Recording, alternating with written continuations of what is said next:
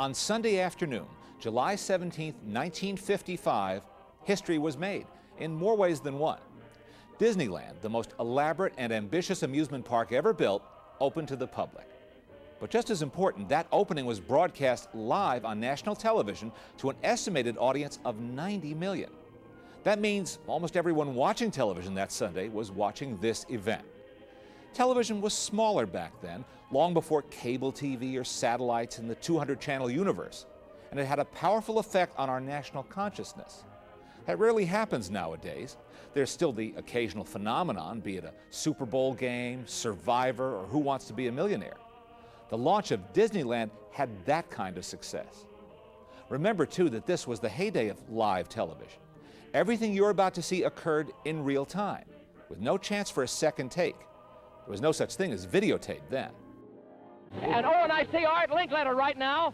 Art Linkletter is looking for a microphone. He looks all confused. He's standing over there in front of the Mr. Toad's Wild Ride.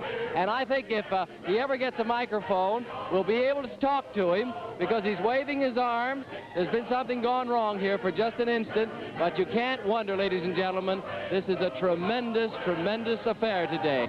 Staging this event was a major enterprise, with batteries of camera crews and performers who had to operate with split-second timing.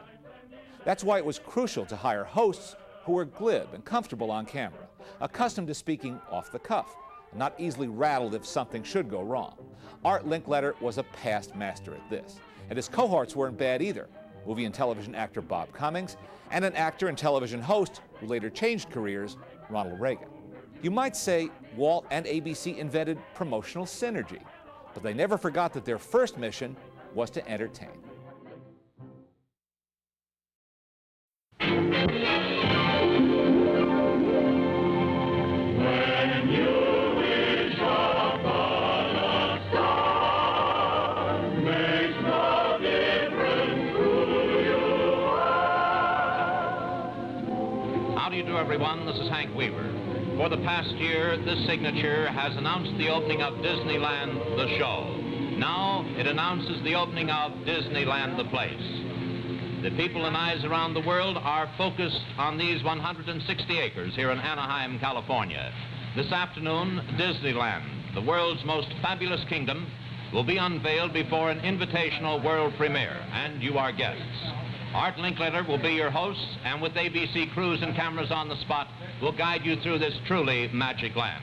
You are now in the press room of Disneyland, which is equipped to service over 1,000 members of the worldwide press, here to cover this truly great event.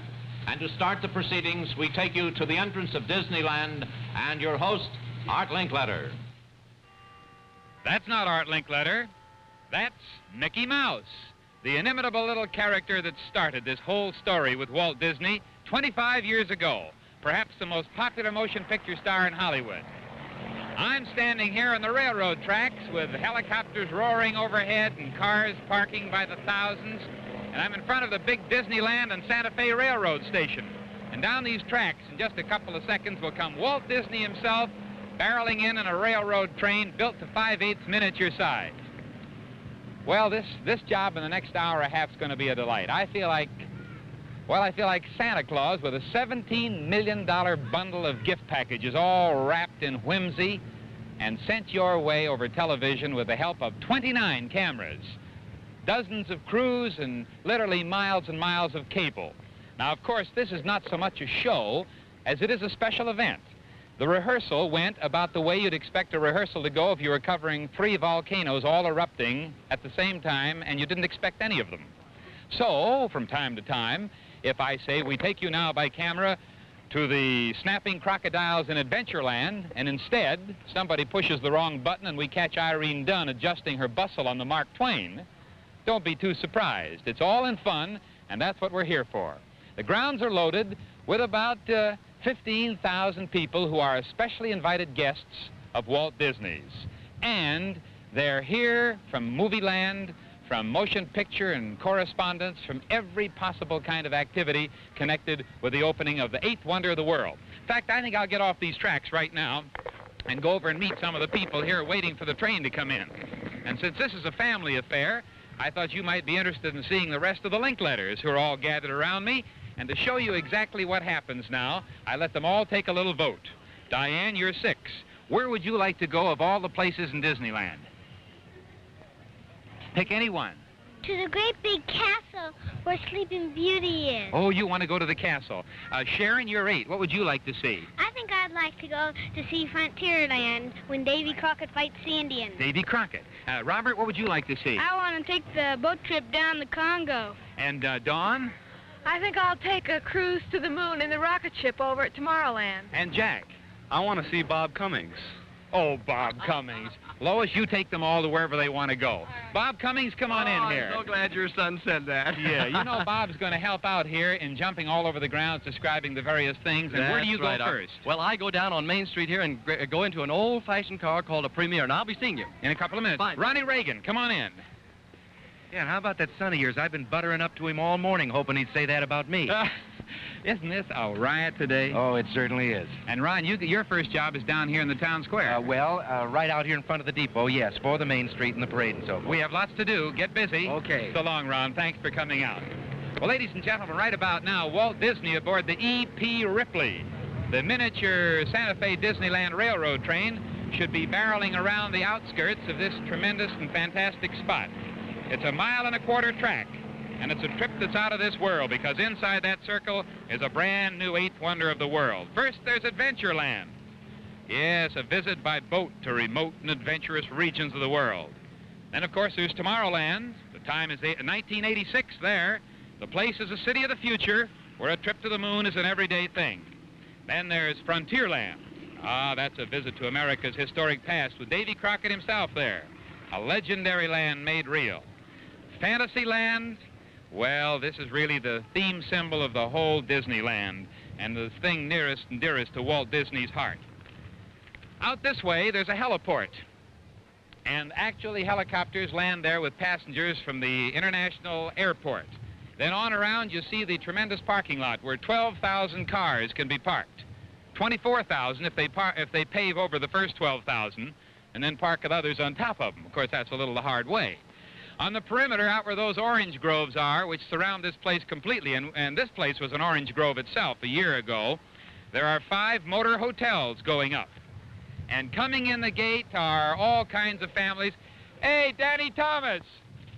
Hey, how are you? That's Danny and his gang and representatives of the press. Thousands are coming in. They're going through the magic tunnel on foot because no car can enter here. And like Alice in Wonderland, as you go on through that tunnel past the Disneyland Santa Fe, you find yourself in a bygone time. Another world. The clock has turned back a half a century, and you're in the main square of a small American town, the year 1900.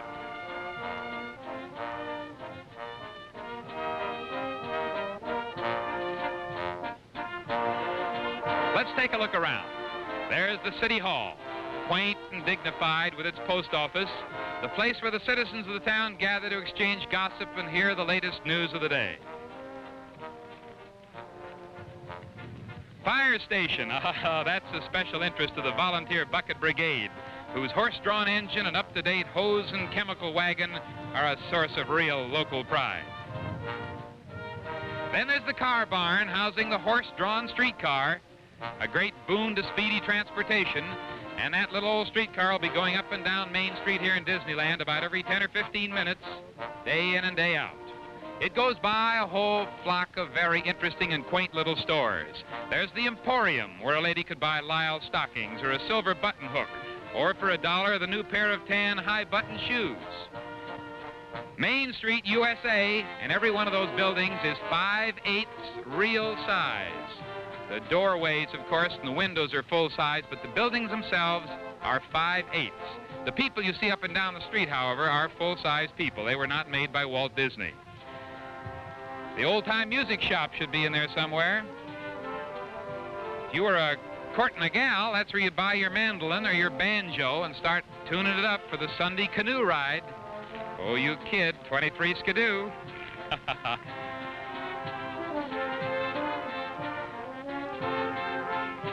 The town square is where the band holds forth, and those free band concerts were one of the big social highlights of the week, any week. or the Grand Opera House, where a Jenny Lind or a Chautauqua lecture might take place. And if you were daring, you might go out with your girl for a ride in an 1898 Locomobile, the hot rod of its day. Is that one coming up Main Street? Why, yes, and Bob Cummings is aboard. Take it away, Bob. Art, now here I am down here on Main Street. I got my whole family with me, my lovely wife, Mary, and my daughter, Melinda, and Bob. You know, this is a Main Street, ladies and gentlemen, just like my grandma used to tell me about back in Joplin, Missouri. Sometimes she had a whole penny for herself to spend on a Saturday night. Now, all these stores are different. For instance, now right over here is a Candy Palace. Now, that's probably where Grandma got those licorice whips and the jujubes. And, of course, right next door to the left is the Penny Arcade, which is complete with all sorts of shooting galleries and kinetoscopes. A kinetoscope, in case you don't know, is the forerunner of the original silent motion picture. And, of course, there's the bake shop. And then there's the jams and jelly stores. Old Grandma certainly loved those tarts and those rich ladyfingers. Of course, on the corner is the ice cream store. I guess next to Mary and Grandpa, the biggest thrill she ever had was to have a dish of Tutti Frutti ice cream and a sarsaparilla. And of course, over on the corner across the street is an old-fashioned popcorn machine, if you can see it through the crowd. And say, on the Gibson greeting card corner right there, I think is a monkey and an organ grinder. I can't quite see him now. Oh, here he is, there, right in front of the Swift Market House. That's where all of us ham actors will originally wind up. And say, if you can pan your camera down here a little further, here is one of the most famous motion picture theaters in the world. It'll be here at Disneyland. They run exactly six silent motion pictures at once at the theater. Your camera's just coming around on it now, I can see. And believe me, if Grandma was here, she'd come and see one of the series of Perils of Pauline tonight. Say, as a matter of fact, this is so interesting, Art, I think I'll take the whole family out right now and take a look at it. What do you say, huh? Thank you, Bob Cummings, for that word picture, but right now we got to get back here. The E.P. Ripley is rolling around the Santa Fe Disneyland railroad tracks with Walt Disney at the controls. And in the cab with him, you may be surprised to know, is the governor of the state of California and the president of Santa Fe, Mr. Gurley himself. And in the cars behind the 5/8 size train, you'll see the little boys and girls dressed in the foreign costumes of their countries because they are the children of the foreign consuls located here in Los Angeles. Now, the track is 1.5 miles around. The train runs about every 10 or 12 minutes. In fact, there are two trains. There's a passenger train and there's a freight train. And each one can take several hundred passengers. It takes about 6 minutes to go around the track, which is built on a ramp that completely encircles Disneyland and cuts it out from the outside world. So once you get inside Disneyland, all you see are the various kingdoms. Now, if you look on down the track, you see Mickey Mouse there at the controls. And that's an exact duplicate of the engines that ran over 50 years ago. You can see the conductor there with his brass buttons glistening in the sun, the arms of the children. Hello, Walt. Hello, Governor. Hi. Boy, how would the run go? Oh, fine, fine. The governor had her around through Frontierland, and then Fred Gurley there, he took her around. I picked her up and brought her in. Highballing in, boy. Hello, Walt. Governor. Glad to see you, Art. Governor Knight of California, ladies and gentlemen, and Walt Disney, of course, and Mr. Gurley, the president of the Santa Fe. And of the Santa Fe and Disneyland, if you please. That's right. Now, Vice President of Santa Fe and Disneyland. You gentlemen have lots to do down in the square, so we'll see you at the dedication. Fine. Thank you, Art. All right, there they go. And here come a lot. Hello, Johnny. Hello, Bunny. Johnny Green, Ron Button, and all the passengers. And I've got to get down and start getting ready to cover the parade, which is going to go down Main Street in a couple of seconds. And after a few words from your sponsor, Ronnie Reagan will take it away for the dedication ceremonies to Disneyland. Main Street ready for the official opening ceremonies. All activity on Main Street has ceased.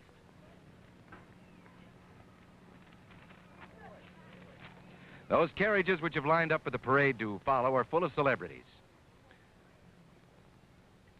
Walt Disney, Governor Knight, the mayor of Anaheim, and other dignitaries are talking to the three chaplains representing the Protestant, Catholic, and Jewish faiths. And now, Walt Disney will step forward to read the dedication of Disneyland.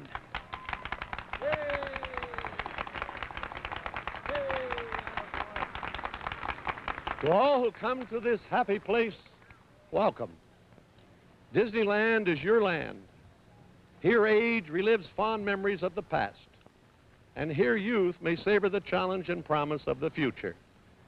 Disneyland is dedicated to the ideals, the dreams, and the hard facts that have created America, with the hope that it will be a source of joy and inspiration to all the world.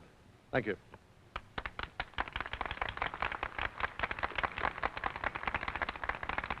The military chaplains representing the various creeds are present, but all were agreed that I it would have be known most Walt fitting. Disney for many years and have long been aware of the spiritual motivation in the heart of this man who has dreamed Disneyland into being. Let us join with him then in dedicating these wonder-filled acres to those things dear to his heart and ours, to understanding and goodwill among men, laughter for children, memories for the mature, and aspiration for young people everywhere.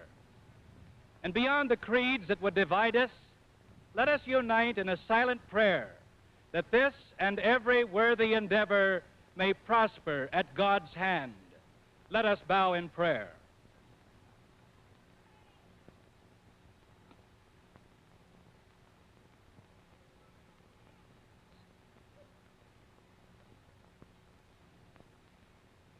Amen. That was Walt Disney's nephew, the Reverend Glenn D. Pewter. And now, the Honorable Goodwin Knight, Governor of Reagan, California. Mr. and Mrs. Disney, reverend clergy, and my fellow Americans. Today is a wonderful day, and all America is proud as we open Disneyland. This is a wondrous community with all the charm of the old world and all of the progress and ingenuity of the new world. Yes, this is a wonderful place for children and grown-ups alike. There are replicas of every town and city in America, stores, libraries, schools, just like your hometown, all built by American labor and American capital under the belief that this is a God-fearing and a God-loving country. And as we dedicate this flag now, we do it with the knowledge that we are the fortunate ones to be Americans, and that we extend to everyone, everywhere, the great ideals of Americanism, brotherhood, and peace on earth, goodwill towards men.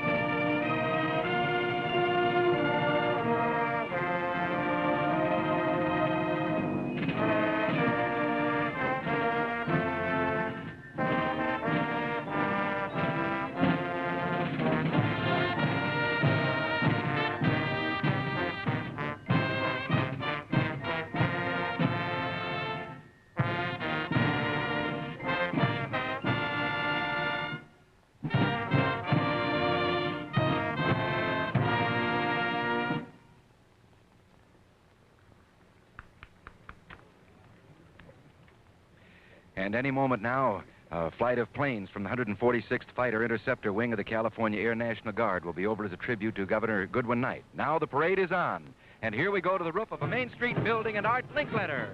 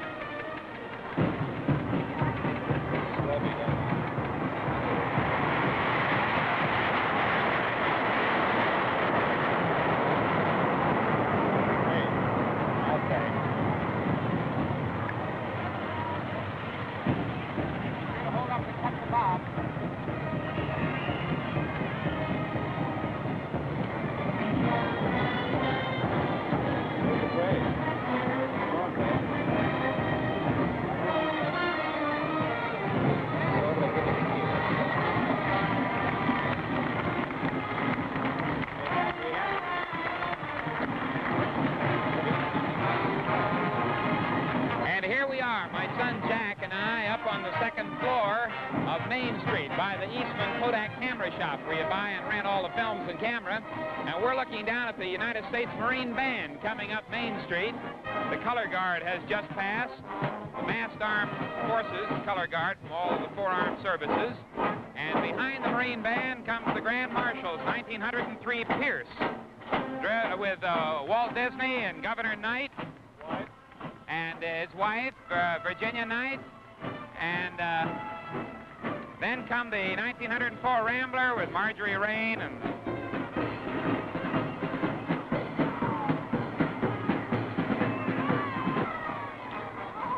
this is a real cavalcade of Disneyland characters. Here comes the Disneyland Band.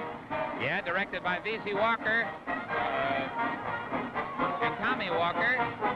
And there's Mickey and Minnie Mouse and all of the gang cavorting up and down the street. Peter Pan.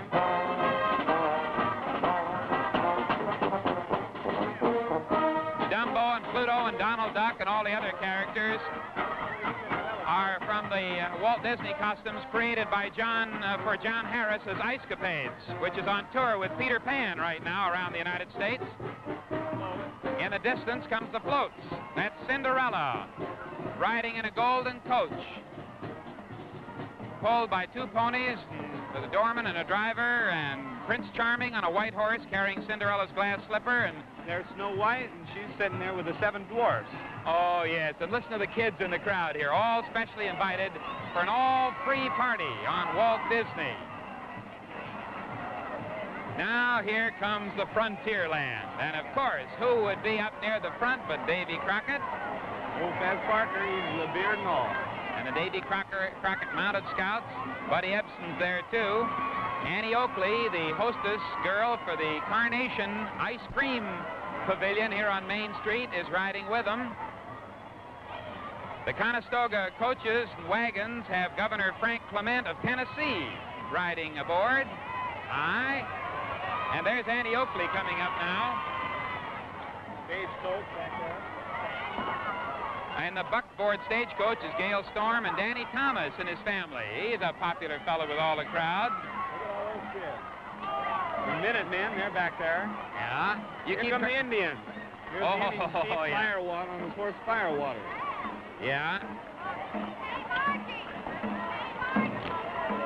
This is a real all-star parade of characters, all of whom will be seen in later episodes of our introduction to Disneyland. Here come a bunch of square dancers dancing on a little thing drawn by horses. Yes, and they're actually calling square dances up there. The Boy Scouts of America, the Orange Empire Council, helped out in the Indian group, by the way. Right behind the square dancing is a very small group, but representing a very important group, Adventureland. Well, I guess we got more parade than we can handle today. Bob Cummings, you better take it away wherever you are. Yes, sir. Okay, Art Linkletter, thank you very much. You did a wonderful job there describing that. I'm at the head of the parade now, ladies and gentlemen, and my job here is to more or less give you an orientation process because I am standing at about the center of this giant 160-acre of Disneyland. Now, if you can visualize where I'm standing, the parade is coming directly to my back towards your camera. Off to your left is the fabulous Tomorrowland. Directly behind you is Fantasyland, which you will all see very soon. Directly to your right is Frontierland and the Old West. And directly to your right and slightly forward is Adventureland. Now, of course, all the segments of this wonderful parade and their casts are now breaking up, and they're going to the various sections of Disneyland. Tomorrowland, Fantasyland, Adventureland, and Frontierland, as I told you. Standing here has been one of the most exciting moments of my life. I think, ladies and gentlemen, that anyone who's been here today will say, as the people did many years ago when they were at the opening of the Eiffel Tower, I was there. I'm very proud to say I was at the opening of Disneyland. It's a fabulous thing to happen, ladies and gentlemen. Well, this is one of the greatest parades, man-made parades, I've ever seen. Walt Disney has done one of the most fabulous jobs of gathering together talent and workmen. In just 1 minute, we will start our exciting trip to Frontierland, the Old West, and Davy Crockett.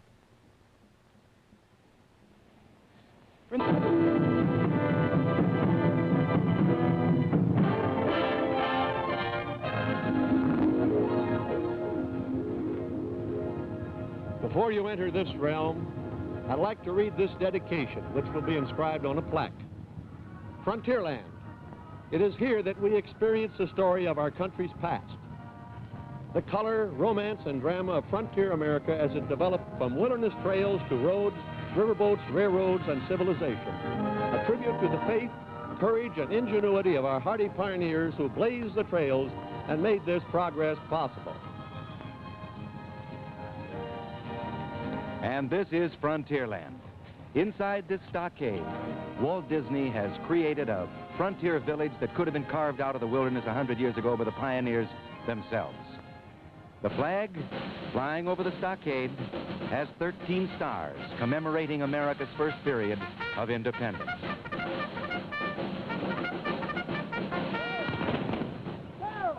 And that volley signals the arrival of a wagon train with the first visitors to travel through the gates of time and into our very historic past. And now, inside Frontierland to Art Linkletter.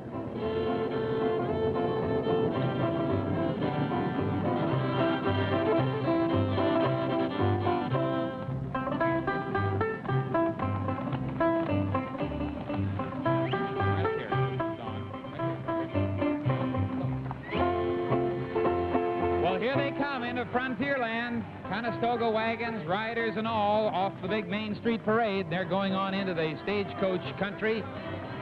Yes, sir, there's little Annie Oakley, and there are the special horses, 5/8 size, bred by Walt Disney. And Danny Thomas, the cameras are in the other direction, Danny. Yeah, there they go. And kids, there goes a Wells Fargo type stagecoach with Gail Storm and her kids inside. And what do you think of this, Robert? Great. Uh-huh. Looking for anything special? Davy Crockett. Well, Davy Crockett ought to be around here someplace. In the meantime, let's take a little look around. Over here where the little burros and horses are, and down there's the Davy Crockett Museum. What do you think of that, Sharon? Oh, it's fine, but where's Davy Crockett? Where's Davy Crockett? Well, he's out someplace where the Indians are. Down there's the Frontier Trading Post. Isn't that exciting, Robert? Yeah, it sure is, but I still don't know where Davy Crockett is. Well, I'll tell you what we're going to do. I'm going to give you this gun, Robert. You point it up in the air, and when you fire it, that'll bring Davy Crockett. Another one. There it goes. Now, everybody look over in that direction. I think we're going to see Davy Crockett very shortly. Keep your eyes on those hills. Davy Crockett, the buckskin buccaneer. Born on the mountaintop in Tennessee, greenest state in the land of the free. Raised in the woods so he knew every tree. Killed him a bar when he was only green. There he comes. There comes Davy. King of the wild frontier. Davy Crockett, king of the wild frontier. King of the wild frontier. Please. Hi, Davy. And Russell, too. Come on over here, fellas. You're a little late getting in. Must have been some trouble on the trail someplace. Well, Hiya, Fess. What happened? We'd have been here sooner, but we took a shortcut through the painted desert. Yeah, there was too much paint, too. War paint. Indians? Them redskins was just itching to lift our scalps. Well, what did you do? Well, I got out old Betsy, but before I could draw a bead on the chief, Georgia here spilled his canteen on my gunpowder. Yeah, then when I grabbed for my tomahawk, dang if the head didn't come right off in my hand. So there we was, no dry gunpowder, no tomahawk, and all the time them redskins was creeping closer and closer, and their hot breath was breathing down the backs of our necks. Oh, you were a goner, Davy. What'd you do? Nothing. Nothing. We just let those Indians breathe away till their hot breath dried out that gunpowder, and then old Betsy took over. Oh, what a story. I've sure been a goner without her. Tell another story, Davy. When One day I took my leave from town, I aimed a grin, a wildcat down. The beast and I began to stare, was a growling grizzly bear. Little Betsy, my one and only Betsy, I can travel far and wide with Betsy by my side. Yes, sir, this is a gun that did it, folks.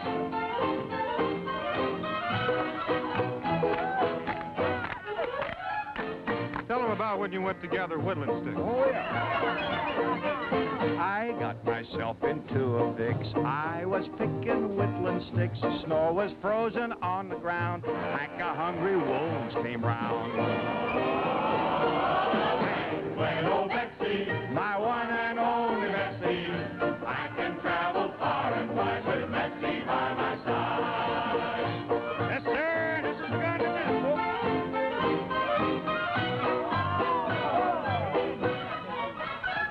Hey, Davey, tell them about the trouble you had with the engine. When I was riding through the woods to trade off skins for bought and goods, 40 arrows hit a tree. I knew the Sioux were out for me. Little Betsy, the one and only Betsy, I can travel far and wide with Betsy by my side. Forward, march!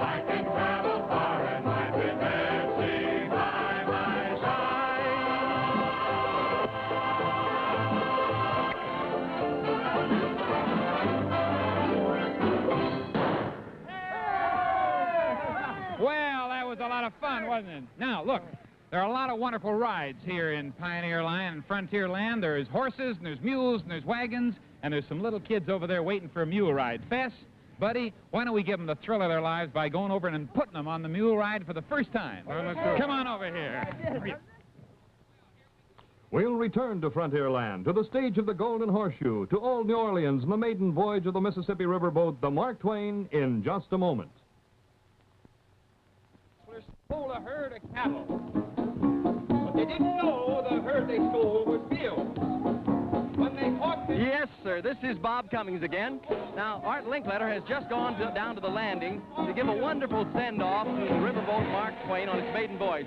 But before we join him, I'd like to have you see Slewfoot Sue's Golden Horseshoe. It's really the showplace of the frontier. You know, in the folklore of the Old West, there were so many legends that were real, and they became men. And so many men that were so real, they became legends.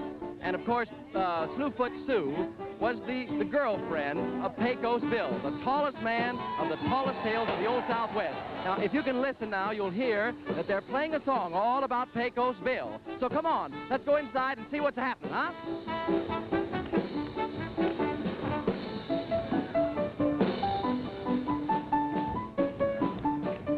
Well, I tell you, Slewfoot Sue boasts the longest little bar in the entire wide world, with the tallest glass of soda pop. Now, of course, as you begin to see the interior, there's the stage and the orchestra, just like in the old days. Up in a box above me, I don't think you can see them, is Ken Murray and his wife, Betty Lou. And, of course, there's General Clarence Shoup and Mrs. Shoup, who's Julie Bishop, an old leading lady of mine.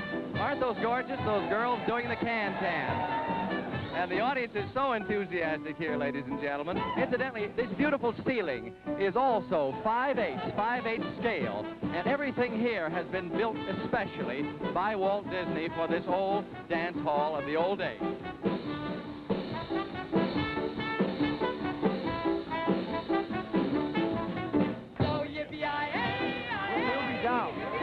That, of course, is Donald Novus, or the star of the Sloop Whistle. Oh, and that whistle you hear, ladies and gentlemen, means that the Mark Twain is ready down at the dock. We don't want to miss the launching ceremony, so come in, my friend Art Linkletter.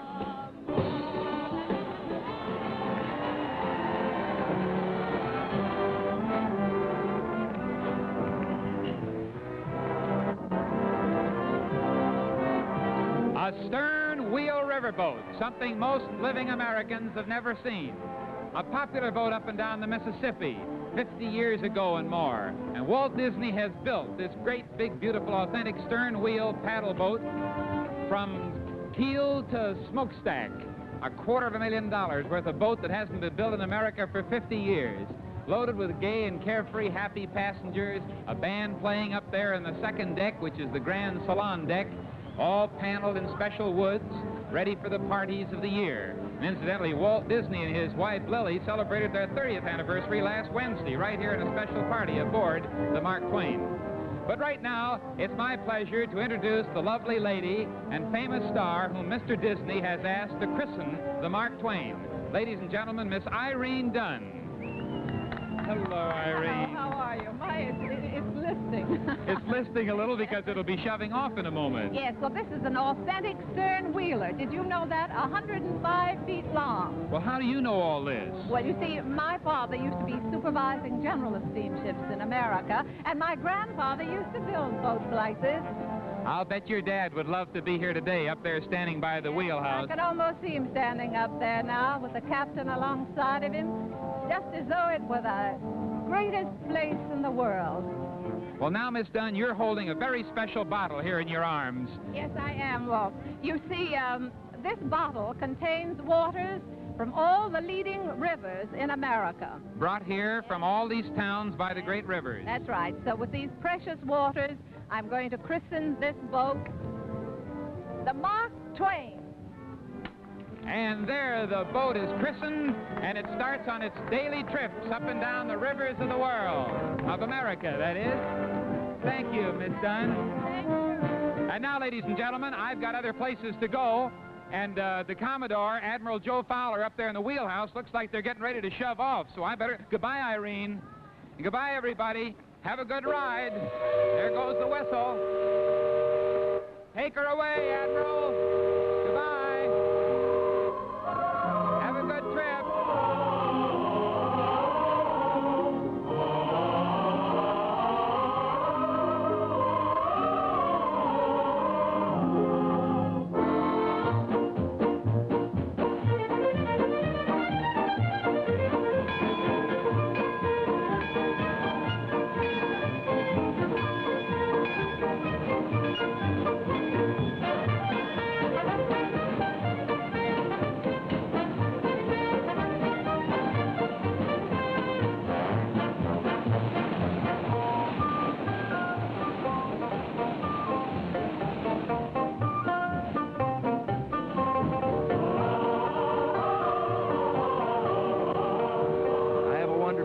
The Mark Twain as she gets ready to start on her maiden voyage. The Mark Twain, a proud symbol of that romantic era when whole cities grew out of river ports. The churning paddle wheels brought new people, new customs, and new industries to those fabulous ports of call: Pittsburgh, St. Louis, and Natchez.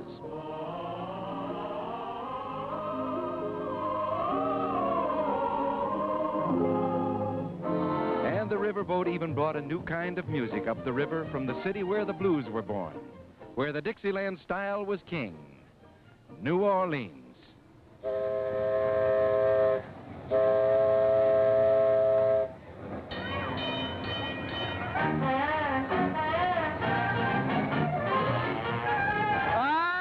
folks. Bob Cummings again. Isn't it great? It's the real thing, all right. Now, right now, we're in a street, just like in New Orleans. The old New Orleans created for Walt Disney for you. And standing right here behind me is probably the most famous little Dixieland band in the world, the Firehouse 5 plus 2. And they're in exactly the right place because New Orleans is the spot where this beat was born. The Barrel House, the blues. So take it away, Firehouse 5. Burn it up, boys.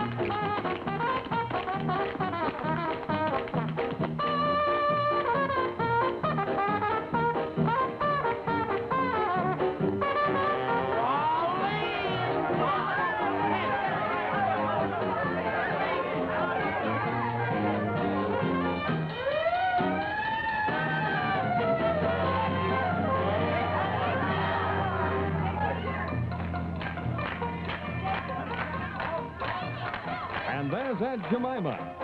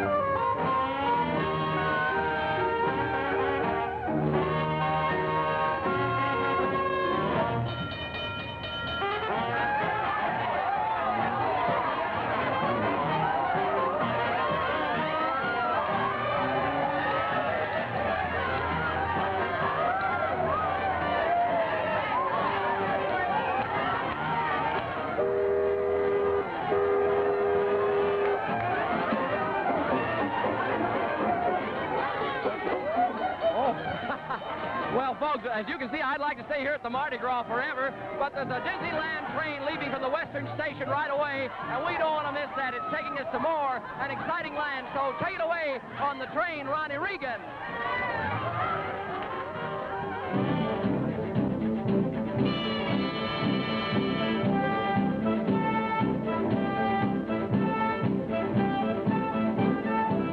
Thanks, Bob. This is the Western Railway Station, and this is the CK Holiday, the Disneyland Freight.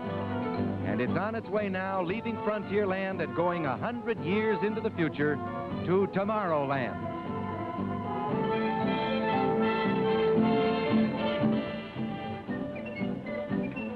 One minute from now, Walt Disney will present a preview of Tomorrowland and the fascinating world of the future in the year 1986.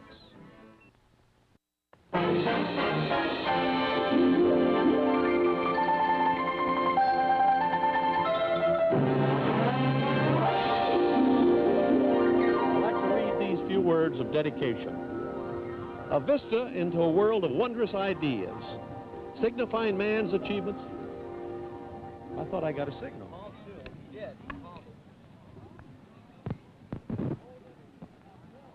Before our preview of Tomorrowland, I'd like to read these few words of dedication. A vista into a world of wondrous ideas, signifying man's achievement, a step into the future, with predictions of constructive things to come. Tomorrow offers new frontiers in science, adventure, and ideals, the atomic age, the challenge of outer space, and the hope for a peaceful and unified world.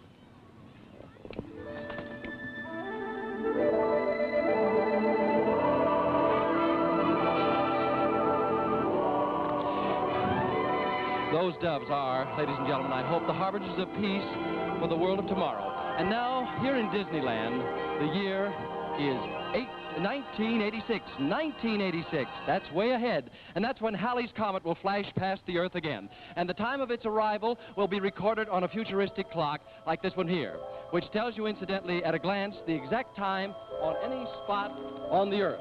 Yes, this is Tomorrowland. And it's not a stylized dream of the future, but a scientifically planned projection of future techniques by leading space experts and scientists. Now, whether you visit this spot, the spaceport of the future, to experience the thrills of a rocket trip to the moon, or perhaps you go to see the Circle-Rama, that's a motion picture screen that completely encircles the audience, or perhaps this 70-foot model of a rocket-powered ship poised to blast off into outer space, you find yourself living predictions of things to come. Well, further out, just beyond here, next to Tomorrowland, is Autotopia, and that's the superhighway of the future. Art Linkletter will be along shortly to tell you all about it.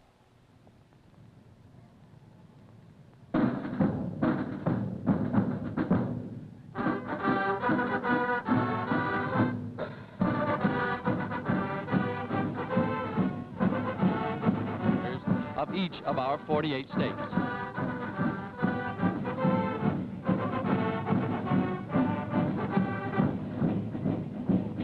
Flags now being unfurled are the efficient colors of the 48 states of this nation. It's appropriate that the Eagle Scouts handle this ceremony because these boys represent the citizens of the future. The world of tomorrow belongs to them.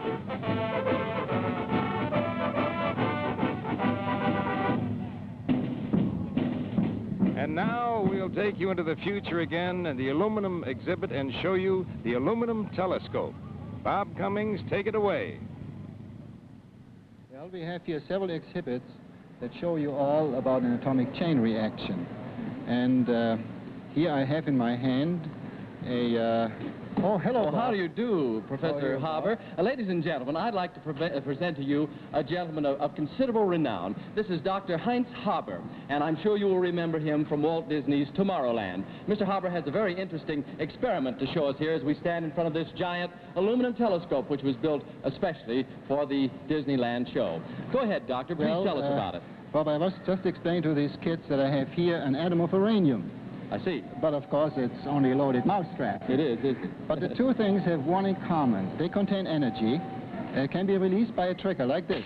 Oh, yes. You could say that this is splitting atom. Yes, we have that around home. Is this your son and daughter? Yes. My daughter. Very nice. Nice to see you, But kid. now, when an atom splits, it releases two neutrons. I see. The famous atomic particles that are found in the interior of atomic nuclei. I see. If they split, they are given off, like this. Watch. Yes, you're giving off right toward the camera, too. Yes, people are very much interested in these things. Yes. And this is why here in Tomorrowland we are presently preparing a show for you that tells all about the atom and what the atomic age will be like in the future. I see. You see, nature's energy comes from the atom too. Mm-hmm. Through atomic energy, we get solar heat. And through sunshine, clouds, and rain, we are getting water power. I see. And with water power, we produce electricity for our show. Right. Now, soon we can do this in a shortcut with the atomic pile that will be able to produce for us electricity. Now, to show you how a pile looks inside, I have here on this table over 100 mousetraps. And they're all loaded and ready to go. Now you can imagine what happens if I throw just one neutron ping pong ball into this pile of loaded traps. It triggers one, it gives off neutrons, and it triggers further, and finally the whole pile will go off in a few seconds. Well, that's amazing. And this is a chain reaction. Would you like to start it? Well, I don't think that I should do that. I'm a little shy. Say, why don't we just have your son standing right here, Doctor? Why don't you start the chain reaction with the ping pong ball to demonstrate to our audience? Okay. Stay back, everybody. Well, try again. Try again.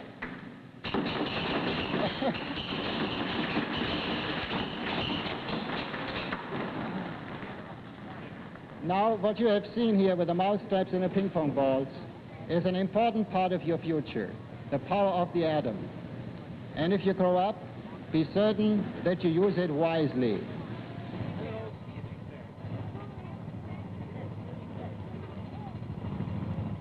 Now we're in Autopia, about a mile of superhighway adventure with all the kids lined up in little gasoline-driven automobiles that go whistling around the various freeway and highway convolutions at 11 miles an hour.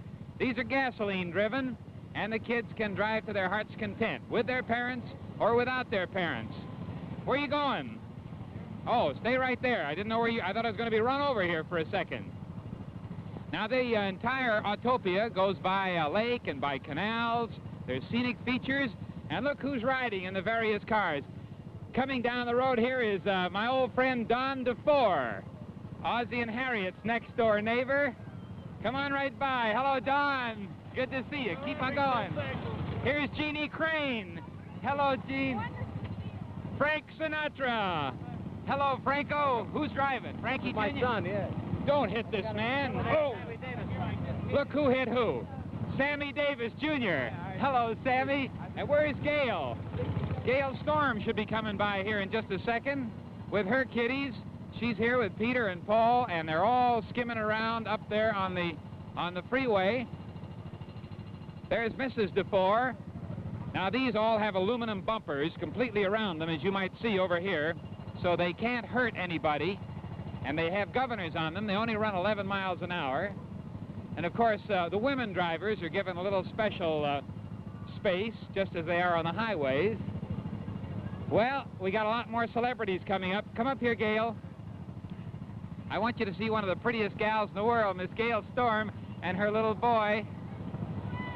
We've been waiting for you, honey. How was the ride? Well, I tell you, that's the greatest ride I ever had. Thank you. Well, we ought to go down to the boat landing. Ronnie Reagan, are you there? Take it away. Well, thank you very much, Art. And here on the Lake of Tomorrowland, we have boats made out of fiberglass, and they're as strong and safe as anything afloat. And I have two customers right here, Bonita Granville and Jack Rather. Hi, Ronnie. Hi, Ronnie. How are you? Just fine. And say, I haven't seen you since we left the bus early this morning here. Well, we had a nice ride out, and we've had a big day here. Oh, boy. Can you see it all in one day? Oh, it's impossible. It's a fabulous place. And that gets me around to the other point. You're sort of interested in a hotel arrangement around here, aren't you? Yes, we're building the Disneyland Hotel, which is right at the exit to Disneyland Park. And you and Nancy have got to bring the kids and come out and stay with us. When are you going to open? We're opening part of it in September and the rest of it in January, Ronnie. We shall be there in September. Fine. And now, in the meantime, why don't you have a boat ride? You know, this is a good chance to tell the people that's a $10 million hotel with swimming pool and everything, then you can take 2 or 3 days. Good. Okay, have a boat ride. Ronnie, You bet. We'll come back to Tomorrowland in just a moment to take you for a thrilling rocket ship ride into space.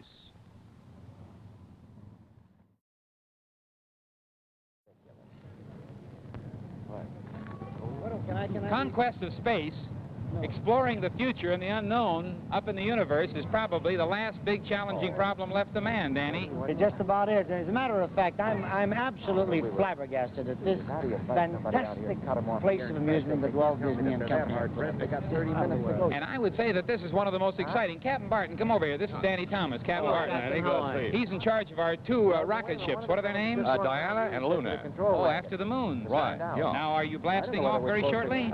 Just a few seconds, I'd say. Danny doesn't want to go. He's a little skeptical. You mean that thing really goes up? You don't want to leave the Earth, Danny? No, I certainly do not. I think you've been out of this world for years, kid.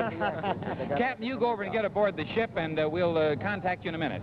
All right, fine. All right? Does it really go up? Yeah, you see, there are two ships. They each accommodate about 103 people. Oh. And as a matter of fact, you over there, Captain Barton?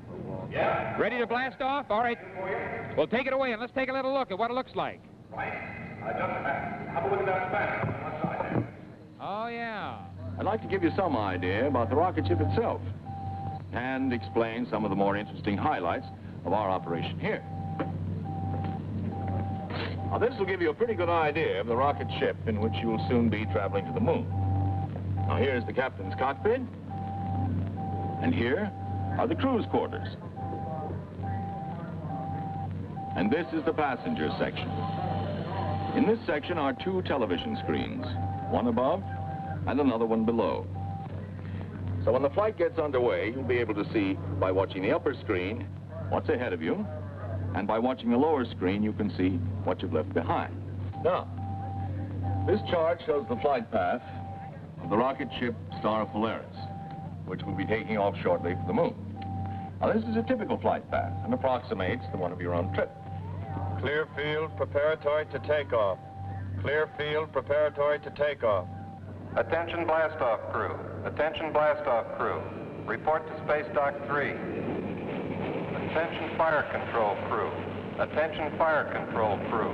Report to Space Dock 1. All field personnel take blast-off stations. All field personnel take blast-off stations. Field control to tower.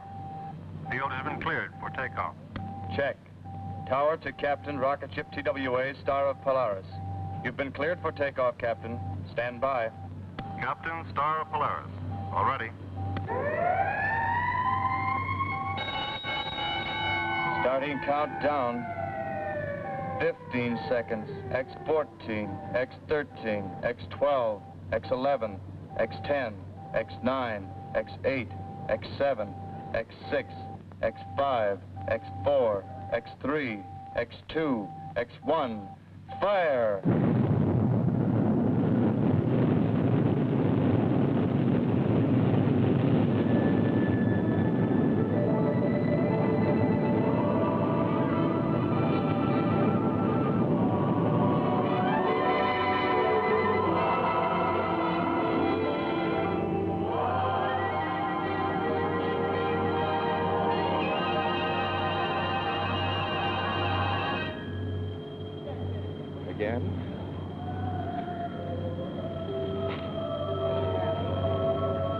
This is Captain Barton again from Disneyland Operations.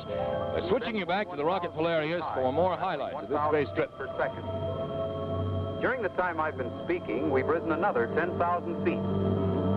We are assuming our flight course, which will take us over the Arctic Circle. You'll find most of the polar cap will be in shadow, or night side.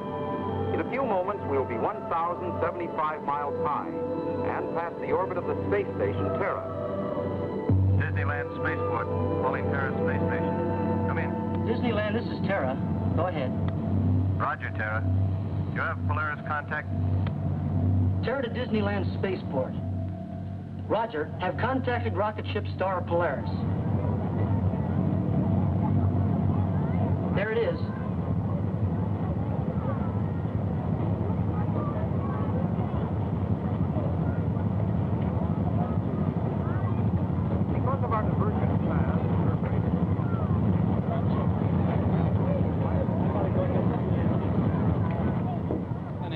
Kingdom them all after a word from your announcer and the commercial. Miles per hour. She completes a full circle every 2 hours in her flight around the Earth. In just 35 seconds, we'll explore all the magic wonders of Fantasyland and meet the immortal Mickey Mouse, Snow White, Cinderella, Peter Pan, and a host of others on Dateline Disneyland. This is ABC Television Network.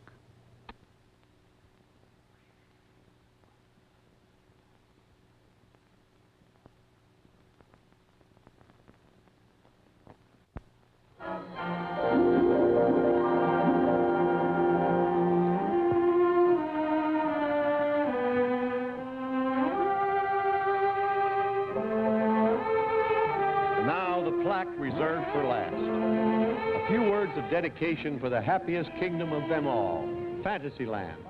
Here is a world of imagination, hopes, and dreams. In this timeless land of enchantment, the age of chivalry, magic, and make-believe are reborn, and fairy tales come true. Fantasyland is dedicated to the young and the young in heart, to those who believe that when you wish upon a star, your dreams do come true.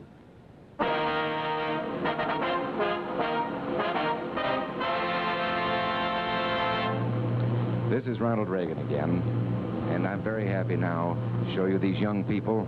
Since Disneyland opened, these children have been eagerly waiting to cross the moat for a wondrous trip through the Disney imagination. They'll be the first children to enjoy the Fantasyland rides, every one of which recreates the adventures of characters Walt has immortalized in films.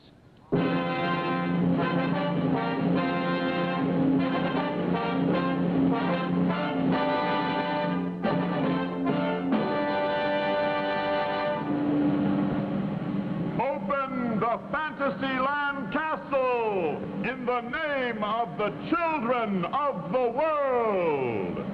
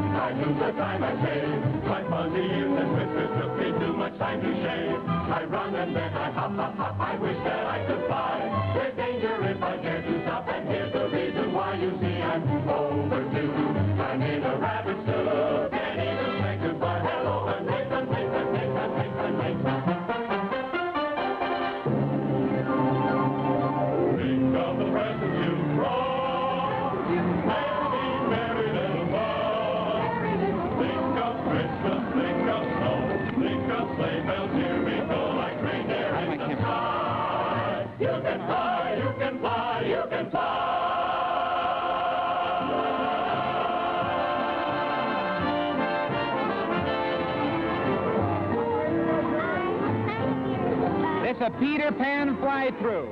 And going in there, kids, they ride in pirate galleons that hang on a monorail. Are you having fun? Yeah! And you're going to get a ride through here, and the pirate galleon's hanging on a monorail, and it flies, first of all, out through a moonbeam. See, out over London town, and down below are all the lights twinkling. And then they go past the second star to the right, and of course they go to Never Never Land, flying past Skull Rock and Pirate Cove, and they have adventures with the Indians and Lost Boys and Captain Hook, I mean. Oh, have you heard of Captain Hook? Yeah. You aren't scared of him, are you? No. No. And his Buccaneers? What's your name? Ruth. Hello, you're going to have fun in there, aren't you? Yes. Well, they're loading them up on these pirate galleons, and it looks as if this is going to be one of the most exciting rides of all, because as they go through, they see everything that Peter Pan saw. You're going to come back here in a minute. Right now, Bob Cummings is at the, where is he? He's at the Snow White ride. Bob, come on in.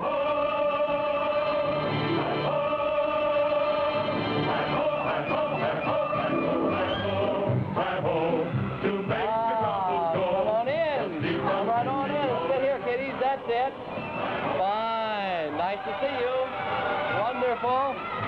Good. Hooray. Get off my cord. That's it. Fine. Yes.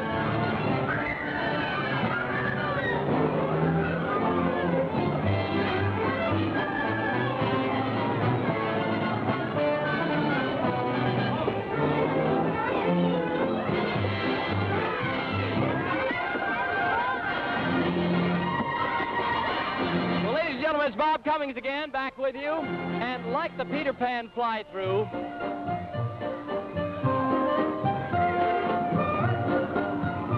it looks like one of our first little boys has just come off his ride and he's getting a souvenir. Look what he's collected. Alan Young.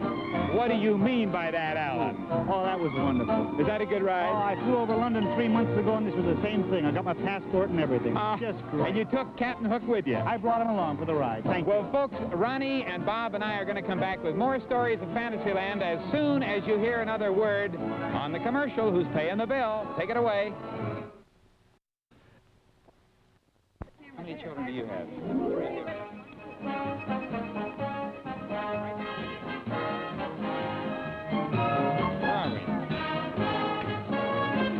Well, this is Casey Jones, Jr., the famous little Here we circus are train at the with Casey a great Jones big heart. Jr. circus train. That's the little engine with a great big heart.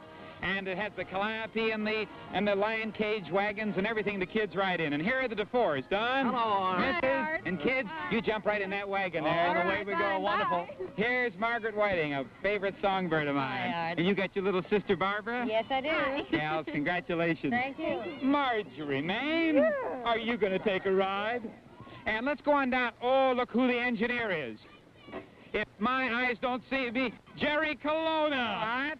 Are you the honorary engineer? Why, yes, and we're all aboard. Take her away. Junior Circus Special. And there they go. Jerry Colonna is highballing it, and the kids are getting aboard. That's enough. Let it go. Let it go. No more children. There they go. Goodbye, kids. Well, now they're going to go out across the trestles and over the hills and by the canal. Look, there are 2 of them up there, cutting over the many grades and many curves and hills which take them over this end of Fantasyland. And down below them are the canals. And in the canals go the various boats. And right now, I've got to get over to Mr. Toad's ride. So Bob Cummings, up on the pirate ship. Take it, Bob. Oh, light here. What would happen if you got out and sat on there so you get down a little lower, get your head up here, you Okay, ladies and gentlemen, this is Bob Cummings again. I don't know whether the cameras are picking me up or not. They're simply marvelous. They've got zoom-R lenses and they're a mile away.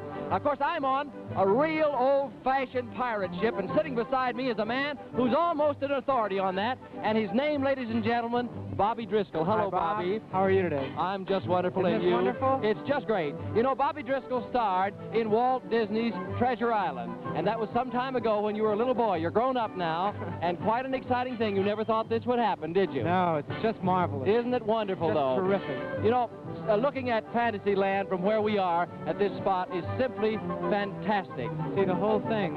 And oh, and I see Art Linkletter right now. Art Linkletter is looking for a microphone. He looks all confused. He's standing over there in front of the Mr. Toad's Wild Ride. And I think if he ever gets a microphone, we'll be able to talk to him because he's waving his arm. There's been something gone wrong here for just an instant, but you can't wonder, ladies and gentlemen, this is a tremendous, tremendous affair today. 160 acres of fantasy, and it's just great. Now here he comes with his microphone. He's coming out. Art Linkletter.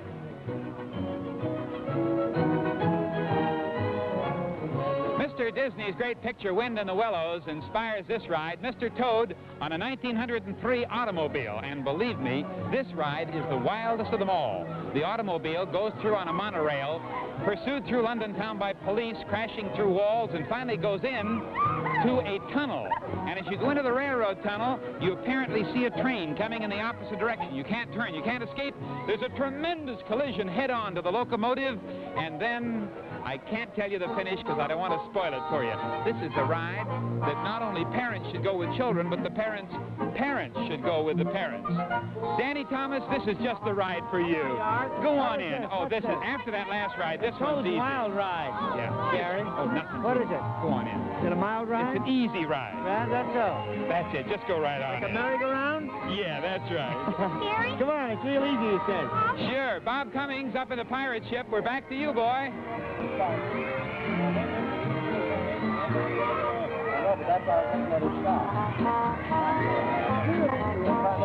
Oh, you're waiting for me? Oh, thank you. Everybody is waving at Bob Cummings over here, so I guess I'm back on. I'm on the top of the pirate ship, the Chicken of the Sea pirate ship, sitting right up here with Bobby Driscoll, and I think I can see coming now two of the most important people here at Fantasyland. The real star of it is Mickey and Minnie Mouse.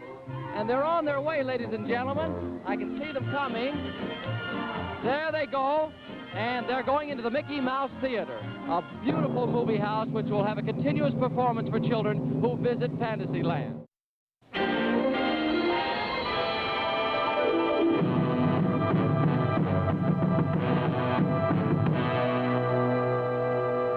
Well, Walt, it seems to me we've been everywhere, haven't we? Well, I hope so. I don't know. Say, haven't we missed something? Seems like it. A whole land? Adventureland. Oh, that's my favorite. Let's go over there. Bob Cummings or somebody ought to be waiting to let us see that. Well, we better hurry. We haven't got much time. Take it away, Adventureland. Well, this is Bob Cummings, ladies and gentlemen, again. And we are now at the beginning of a true life adventure into a still unconquered and untamed region of our own world. A Tahitian village where you can experience a slice of life as it exists in the paradise of the Pacific. And an African trading post, the spearhead of civilization in those primitive lands. Now, we're all loaded up, I believe. Thank you, Captain. You can take her off. We're ready for a ride down the tropical waterways of the world. Well, you just can't believe it, folks. The colors are so unbelievable. The banks are lined with rare trees and exotic foliage blown here from the far corners of the earth.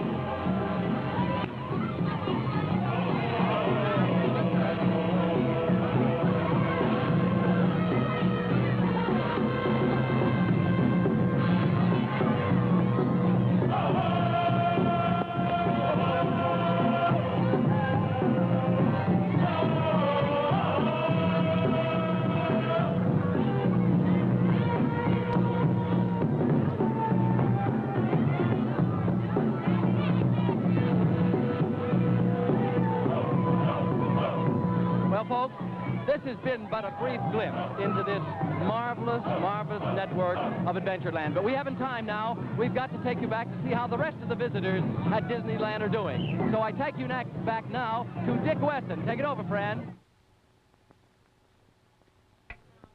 In exactly 1 minute, we'll be back to hear from Walt Disney.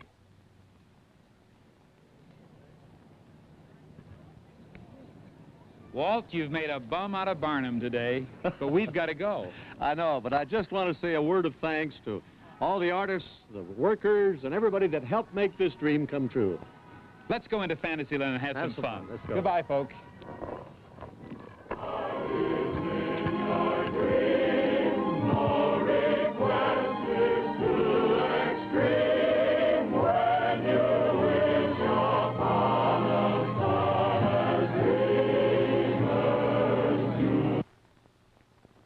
Stay tuned for Chance of a Lifetime on ABC Television Network.